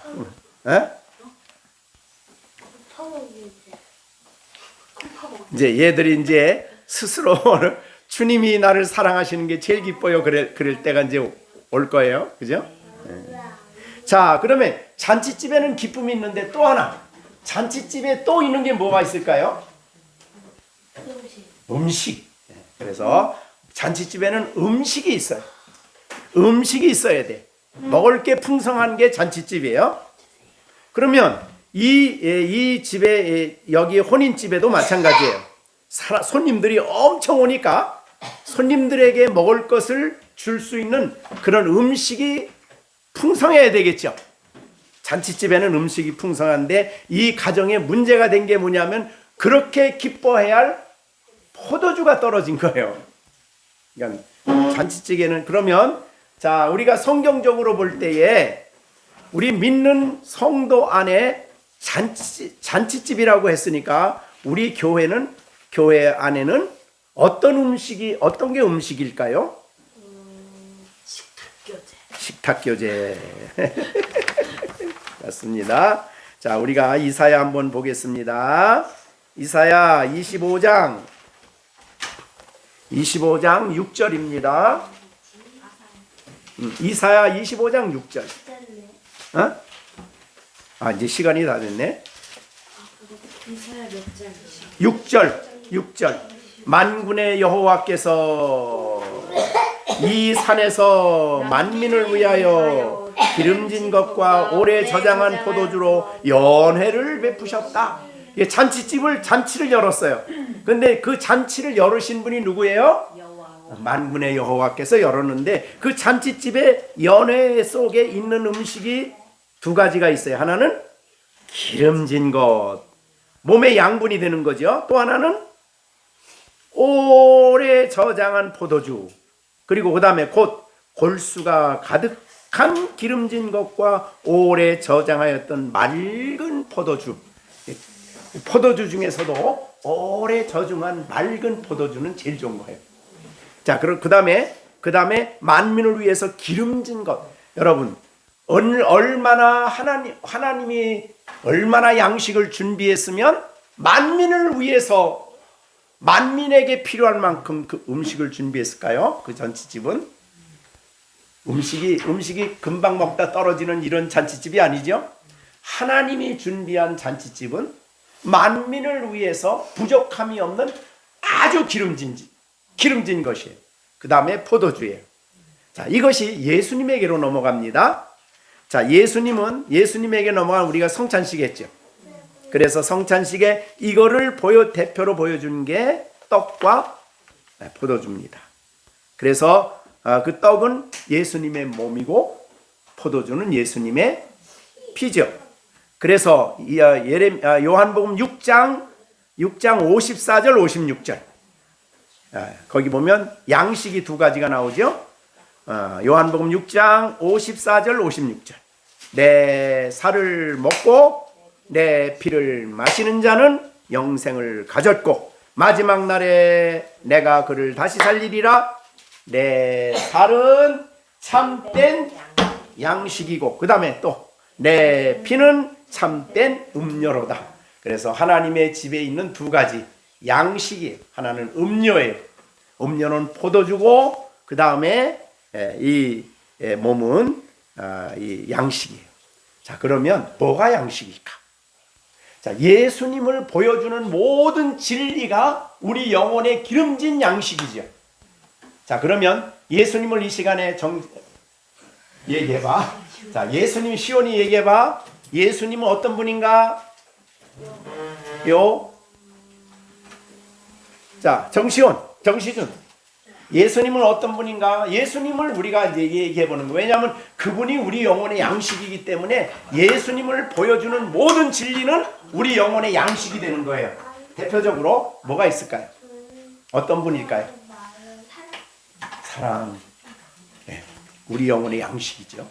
예수님의 사랑을 늘 우리는 받아먹고 그게 우리 영혼을 살찌게 하는 그게 양식이죠. 또 믿음, 온유, 온유, 그 다음에 절제, 네? 절제, 뭐?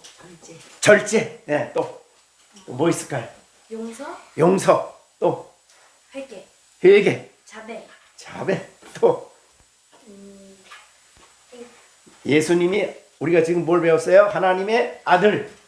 그 다음에 예수님을 우리에게 보여주는 진리들이 뭐예요? 성경에 있는 대로. 그러니까 예수님에 대한 진리는 모든 것들이 우리 영혼의 양식입니다. 그래서 그걸 우리가 먹는 거예요. 그게 우리를 기름지게 만들어요. 예수님의 사랑, 예수님의 온유, 예수님의 거룩하심, 예수님의 모든 진리는 우리 영혼의 양식입니다.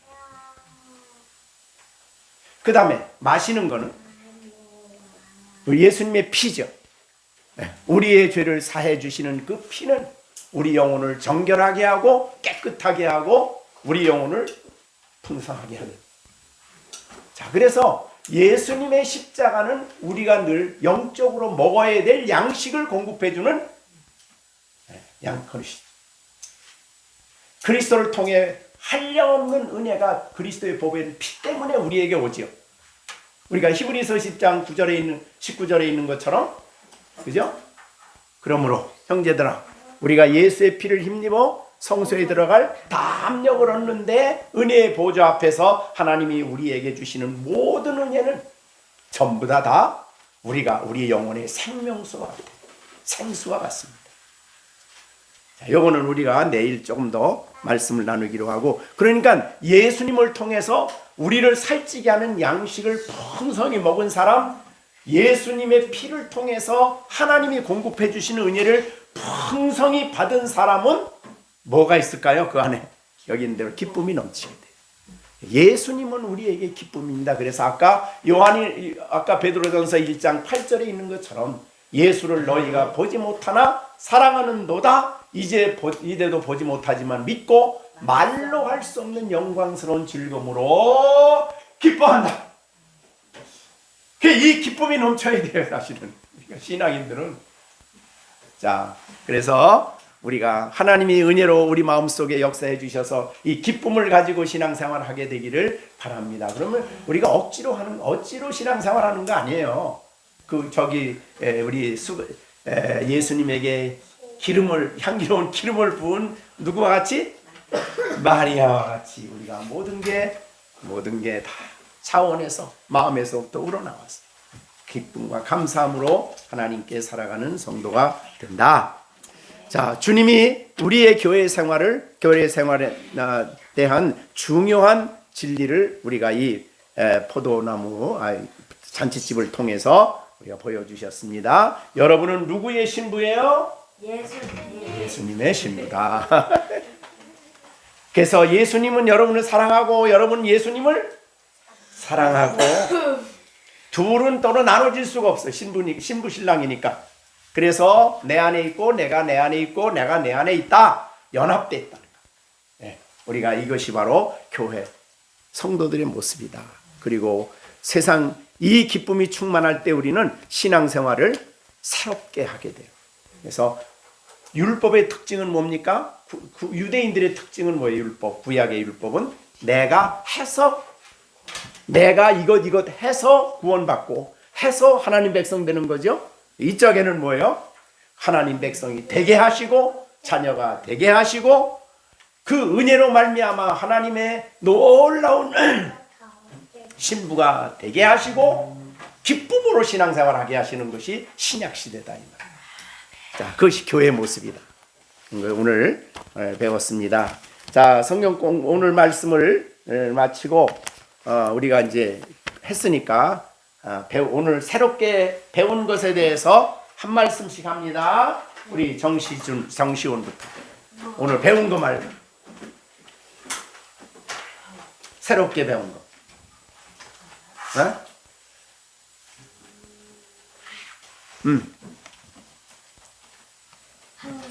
기쁨이 있어야겠다고 생각했어요.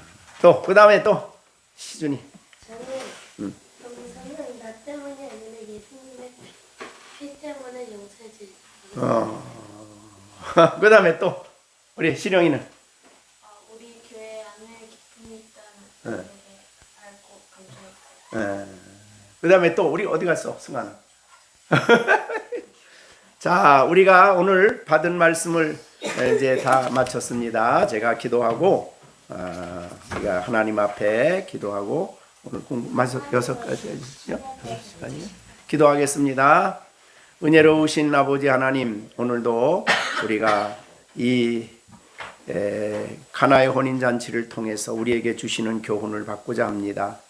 하나님께서 우리 아이들의 마음속에 새겨진 이 진리의 말씀, 정말 무엇보다도 예수님으로 인한 구원받은 성도로서 예수 그리스도의 신부로서 그리스도를 사랑하고 그리스도 안에 있는 이 기쁨을, 이 즐거움을 감사하며 살아갈 수 있도록 저들에게 믿음을 더하여 주시옵소서.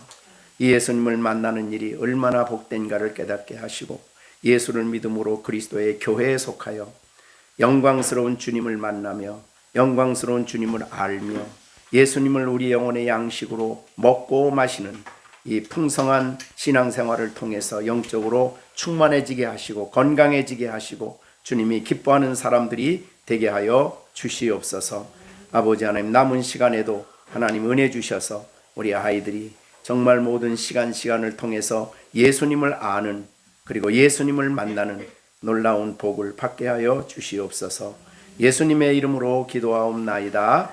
아멘.